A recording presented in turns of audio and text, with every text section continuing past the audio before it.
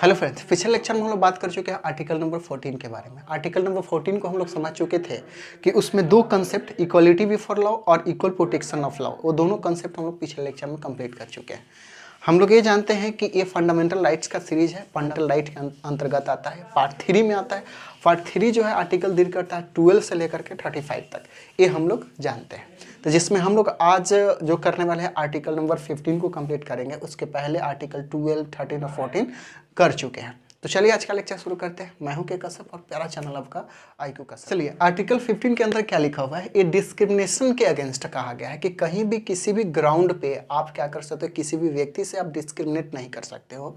यहाँ पे कुछ पॉइंट्स दिए गए, कुछ ग्राउंड्स बनाए गए, किस आधार पे अगर किसी से डिस्क्रिमिनेशन करना है तो किस आधार पे करना है और किस आधार पे नहीं करना है, इस सारी बातें जो है लिखी गई यहाँ पे। तो यही लाइन यहाँ पे लिखा हुआ है, prohibition of discrimination on the grounds of religion, race, caste, sex, place of birth. तो यहाँ पे देखिएगा 5 ऐसे पॉइंट दिए गए हैं जिस पे आप डिस्क्रिमिनेट किसी के अगेंस्ट नहीं कर सकते हैं। एक तो है रिलीजन, ठीक है, दूसरा है रेस, तीसरा है कास्ट, चौथा सेक्स, पांचवा जो है आपके पास जो है प्लेस ऑफ बर्थ। आप किस जगह बर्थ हुआ है उससे कोई मतलब नहीं है किस जगह पे आप बर्थ हुआ है। उसके अगेंस्ट अगर आप महाराष्ट्र में है तो ऐसा नहीं गुजरात में आएंगे तो उसके डिस्क्रिमिनेट किए जाएंगे, इस आधार पे नहीं किया जाना चाहिए।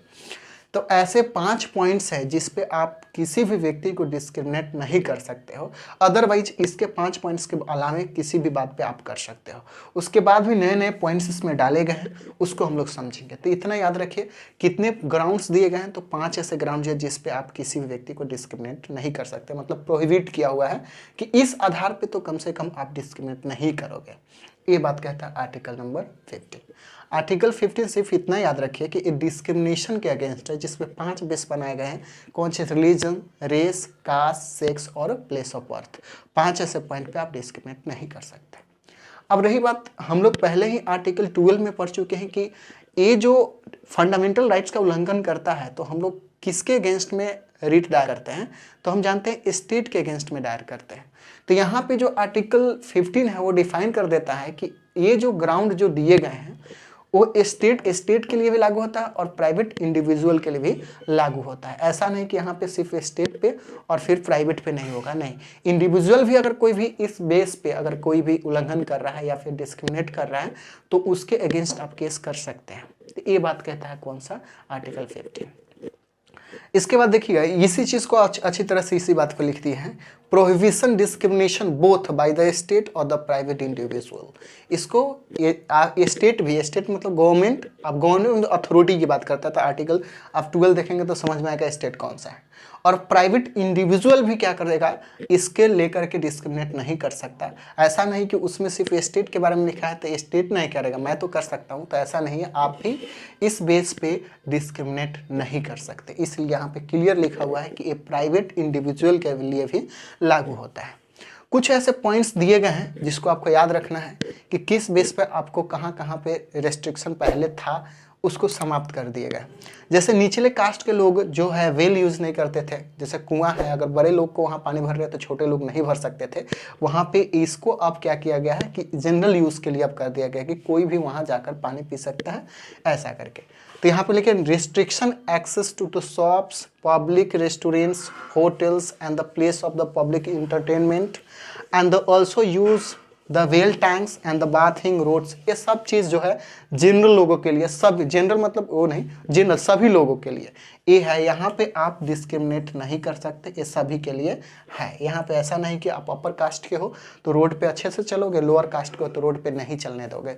जैसे पहले चलता था, पहले बहुत सारे, अभी भी है कुछ ऐसे एरियाज़ में जहाँ लोकल एरियाज है वहाँ पे चलता है कि ब्राह्मण है तो निचले जाति को देख नहीं चाहता, या फिर वहाँ पे वो बहुत ज़्यादा डिस्क्रिमिनेट।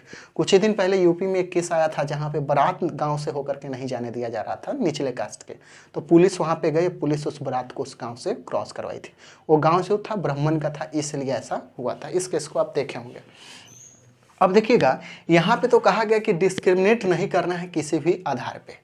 अब डिस्क्रिमिनेट नहीं करना है तो अब डिस्क्रिमिनेशन भी अब किस तरह के आधार पे, तो इस आधार पे नहीं कर सकते, लेकिन कुछ ऐसे चीज़ें हैं जहाँ पे आप डिस्क्रिमिनेट करना पड़ता है और वहाँ ज़रूरी है, उसको हम लोग बोलते हैं प्रोटेक्टिव डिस्क्रिमिनेशन। ठीक है, वहाँ पे ज़रूरी है तो कर सकते हैं, ये कॉन्स्टिट्यूशन इस चीज़ को प्रोवाइड करता है, ऐसे करा भी है।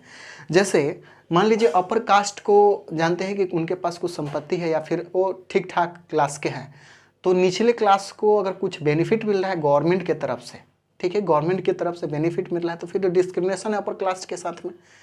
तो यहाँ पे इसीलिए यहाँ डिफाइन कर दिया गया, डिस्क्रिमिनेशन भी दो तरह से ले लिया गया, एक तो डिस्क्रिमिनेशन हो गया, एक ये जो होता है प्रोटेक्टिव डिस्क्रिमिनेशन आप कर सकते हो। अब प्रोटेक्टिव डिस्क्रिमिनेशन के में देखिएगा तो क्या क्या किया गया, तो रिजर्वेशन की व्यवस्था की गई है। जैसे आप देखिएगा, अगर वुमेन को अगर रिजर्वेशन दे रहे हैं आप, तो आप मेल के साथ में क्या कर रहे हैं, सेक्स के अकॉर्डिंग आप क्या कर डिस्क्रिमिनेशन कर रहे हो। तो एक किस तरह का डिस्क्रिमिनेशन, तो प्रोटेक्टिव डिस्क्रिमिनेशन है, एक किया जा सकता है जो कि वेलफेयर, सोसाइटी के जो वेलफेयर होता है, सोसाइटी का वेलफेयर होता है, उसके लिए अच्छा है तो किया जा सकता है, इसमें कोई दिक्कत नहीं। इसलिए यहाँ पे क्या किया, वुमेन के लिए पंचायत म्यूनसिपालिटी जैसे सब में क्या किया, रिजर्वेशन दे दिया गया कि इनके लिए कुछ सीटें रिजर्व कर दी गई कि इस पे यही लोग बैठेंगे, कुछ कास्ट वाइज भी कर दिया गया और कुछ जैसे भी करना है कर दिया गया।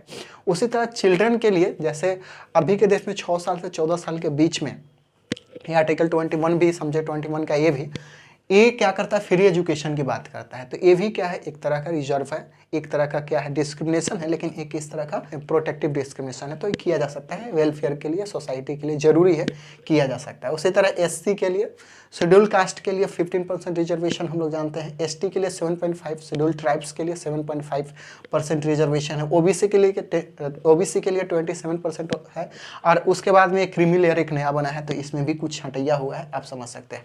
और ये मोदी गवर्नमेंट का देन ईडब्ल्यूएस, ठीक है, वीकर सेक्शन के लिए है, जो कि अपर कास्ट में जो वीकर सेक्शन है उनके लिए 10% का रिजर्वेशन दिया गया है। तो ये सब भी डिस्क्रिमिनेशन तो है ही, लेकिन एक किस तरह का नाम दिया गया है, प्रोटेक्टिव डिस्क्रिमिनेशन दिया गया है। तो ऐसा किया जा सकता है, अगर सोसाइटी के लिए, सोसाइटी के वेलफेयर के लिए अच्छा है, तो ये जो है डिस्क्रिमिनेशन किया जा सकता है और इसका प्रोटेक्टिव डिस्क्रिमिनेशन नाम दिया गया। तो ऐसे है आर्टिकल 15। अब देखिएगा, इतना याद रखिएगा, इतना तो अंडरस्टैंडिंग अब हो चुका होगा कि आर्टिकल 15 जो होता है प्रोहिबिट करता है डिस्क्रिमिनेशन को, लेकिन एक क्या किया, 5 पॉइंट्स ग्राउंड्स बना दे कि इस बेस पे नहीं कर सकते, इसके अलावा अगर दूसरा कुछ है तो आप कर सकते हो। जैसे आप ऐसा भी हो सकता है कि प्राइवेट कोई चीज़ है, वहाँ पे जैसे बहुत सारे रेस्टोरेंट है, वहाँ पे क्या होता है, बहुत सारे लोग का रेस्ट्रिक्शन होता है कि आप यहाँ होगे तो ऐसा ही कपड़ा पहन के आ सकते हो, नहीं तो नहीं आ सकते। तो इस बेस पे किया जाता है, लेकिन वहाँ का वो रूल होता है। जैसे अब भी देखेंगे हिजाब के केस में, तो वहाँ का स्कूल का रूल है, खैर अभी तो सुनाई चल रहा है तो देखेंगे, लेकिन जहाँ पे जो रूल होता है उसको फॉलो करना पड़ता है, या वो अमीर हो या फिर गरीब हो, नहीं तो उसको प्रोवाइड, अगर गरीब है तो उसको गवर्नमेंट प्रोवाइड कराए ताकि उस लेवल में हो जाए और वहाँ पे जाए। तो याद रखिएगा, प्रोहिबिशन ऑफ डिस्क्रिमिनेशन की तो बात करता है, लेकिन ये डिस्क्रिमिनेशन का भी अलाउ करता है, लेकिन वो किस तरह का डिस्क्रिमिनेशन है, वो है प्रोटेक्टिव। अगर वो सोसाइटी के लिए ठीक है, उसके वेलफेयर के लिए ठीक है, तो किया जा सकता है, और एक किया भी गया है, जैसे कि ये एग्जाम्पल में आप देख लिए। तो ये कहता है आर्टिकल नंबर 15। आई होप इतना बात आपको समझ में आया होगा। नेक्स्ट लेक्चर में हम लोग बात करेंगे आर्टिकल नंबर 16 के बारे में। चलिए फिर मिलते हैं नेक्स्ट वीडियो के साथ, जब तक एंजॉय करें और पढ़ाई करें।